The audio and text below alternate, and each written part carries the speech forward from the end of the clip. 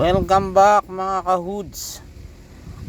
Dahil medyo busy tayo nung the past few weeks, ngayon lang tayo nakapag shopping, no? Since tomorrow is Christmas Day na, so muna tayo nag shopping muna tayo. Namili tayo ng mga ilang gamit, lalo na dun sa mga kids ko. So binili ko sila ng mga items na pwede nilang magamit bukas.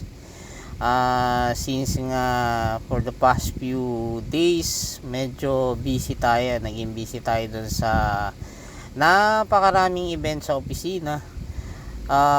Umattend din tayo ng napakaraming mga dinner. In fact, nag-dinner kami doon sa Gloria Maris, sa may Green Hills yan, no? So maganda naman. So merong separate room doon. At hindi tayo nakapag-picture, pero ilan sa mga sinerve doon pagkain ay gaya nung nabanggit ko dun sa isang na-post ko sa Facebook ko, no? Meron dong na-serve na cochinillo, lobster, mga ducks, beef, at kung ano-ano pa, no? So although medyo sa sobrang dami kasi ng sinerve doon na pagkain, hindi na ako mabot doon sa duck. In fact, pagdating nung iserve yung duck ay hindi na ako kumain doon, no? May scallops din doon na sinerve. So I think hanggang doon lang ako sa scallop, no? Huminto na ako kasi medyo hindi kasi ako nagkakakain ng ganun, na especially kung mapatch yung mga pagkain, ay hindi na tayo nagkakakain lalo na paggabi. So at medyo since nga kailangan healthy living na tayo ngayon, dahil marami na rin tayong mga maintenance for cholesterol at saka dun sa kidney and liver ko. So medyo ingat-ingat na rin ako dun sa mga kinakain ko.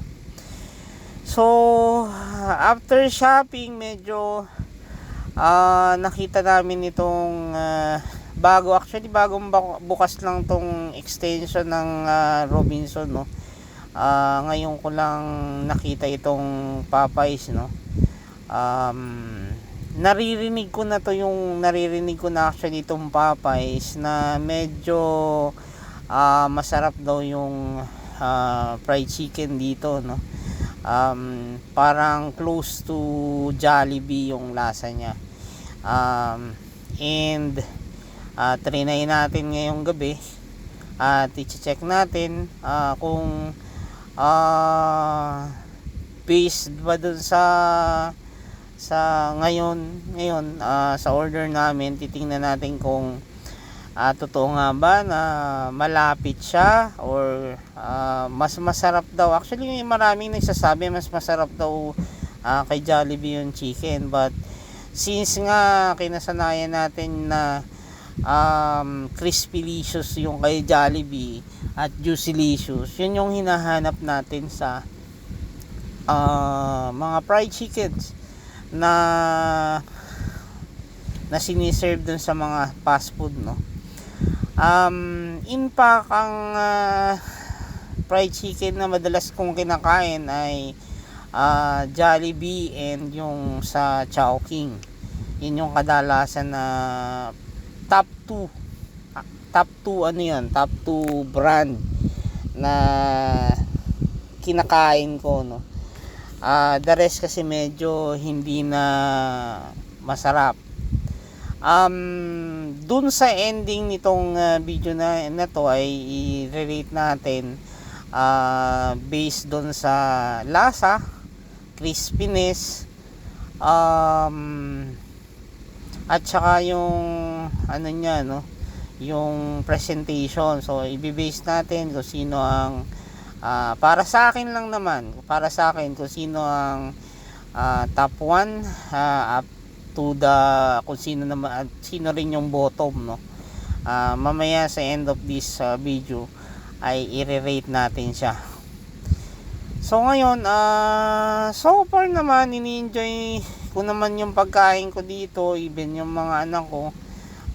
First time din nilang kumain dito at nag-enjoy din naman sila. Isa pa dito ay yung french fries, no. Nag-order sila ng french fries at sabi ng mga anak ko ay masarap, pero mamaya ako natitikman kasi medyo hindi kasi tayo nag-lunch, no. Hindi ako nag-lunch. Pagising ko ng umaga, kumain lang ako ng bread. Tapos yun, hindi na muna ako na hindi na muna ako nagkakain because last night nga lumabas din kami ng mga bago kong mga tao doon sa purchasing at stock room. Yung pinost ko na nag-dinner out kami kagabi. Kumain kami ng sa Blake's. So gusto ko kasi ma-experience nila yung lasa nung pagkain doon sa Blake's kasi normally every Christmas parang nag-o-order ako doon or kumakain kami nung mga anak ko doon. Kasi medyo masarap yung pagkain nila doon, no. At ini-enjoy natin yung mga tuyo pasta nila doon, yung fried chicken nila doon,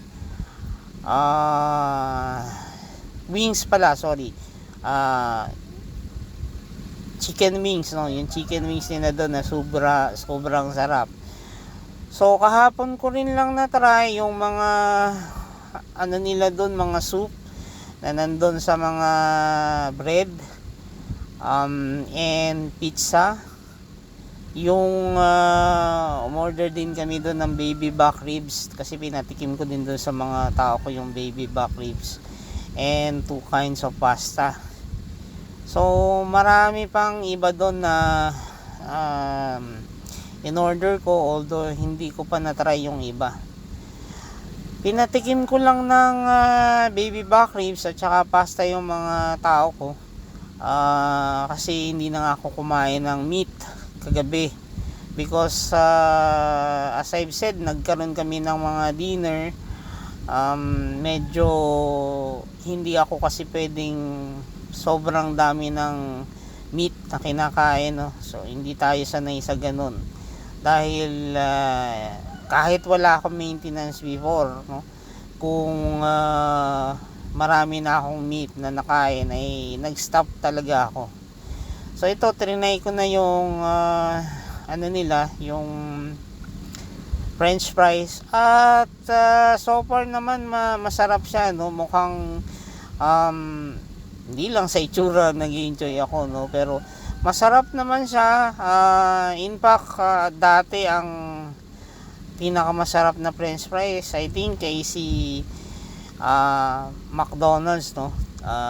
Kasi yun lang yung medyo pag pumasok ako sa McDonald's, isa lang yung kinakain ko talaga sa McDonald's kadalasan, yun lang french fries. Pero madalang yun, no. Normally tinitake out yung french fries na yan at wala naman kasi ako masyadong kinakain talagang pagkain kay McDonald's. Not because dahil nanggaling ako dun sa company kung saan ang pinuproduce namin dun ay panay mga kay McDonald's, no. So hindi naman dahil doon, but noon pa, before pa akong pumasok doon ay talagang hindi ko na type yung mga pagkain ni McDonald's, no, kasi feeling ko wala naman kasing masarap talaga dun sa kanya except for french fries at saka yung nirelease nila yung crispy chicken sandwich, yung unang labas ng crispy chicken sandwich nila doon ay in fairness naman masarap yun, no. Lately na nga lang parang punong-puno na lang siya ng extender, so hindi mo na malasahan yung chicken doon.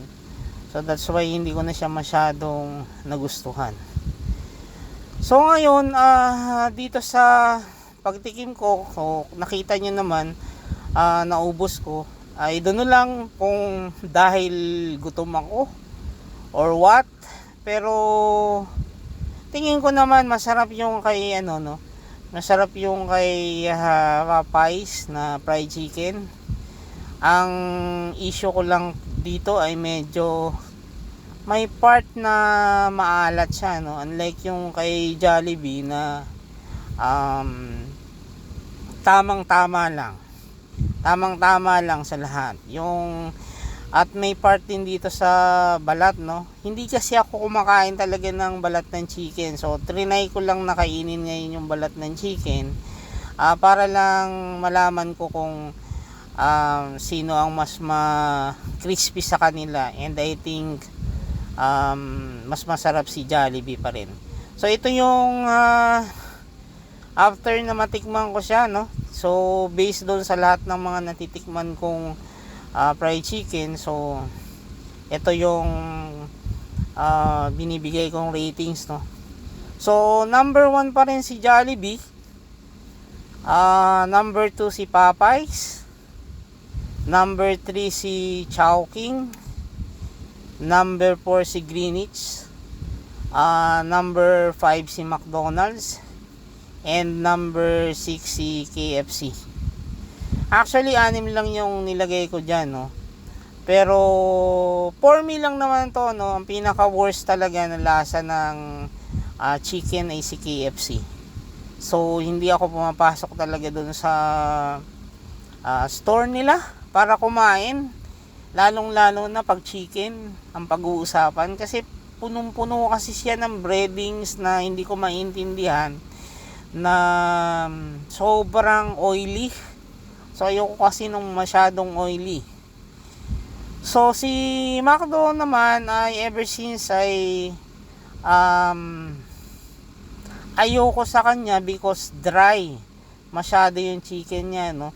Although lately naman medyo nag-i-improve na yung chicken niya, no. Unlike before na super dry talaga. Hindi siya beer pero super dry siya. That's why siya ay number 5. Si Jollibee at saka si Popeye, for me, parang nag-aagawan sila sa first and second. In fairness kay Popeye, no, medyo bago ko siya nilagay sa number 2 ay talagang pinag-isipan ko muna siya, no. In fact, ang medyo natalo lang siya because nga may mga part ako dong natikman na mas maalat yun sa panlasa ko, no, kasi medyo matalas yung panlasa ko pagdating dun sa alat. So medyo may part na maalat at may part na hindi din siya crispy. Unlike kay Jollibee, pag kinuha mo yun at kaluluto pa lang ng balat niya, walang parts I think doon na hindi crispy, no. Sobrang crispy yung kay Jollibee na chicken skin. So that's why si Jollibee yun pa rin number 1 ko. But later on siguro konting improvements na lang itong kay Popeye. Okay na yan. Baka tatalunin na to si Jollibee. So watch out si Jollibee dun kay Popeye. So yun lang. Thank you.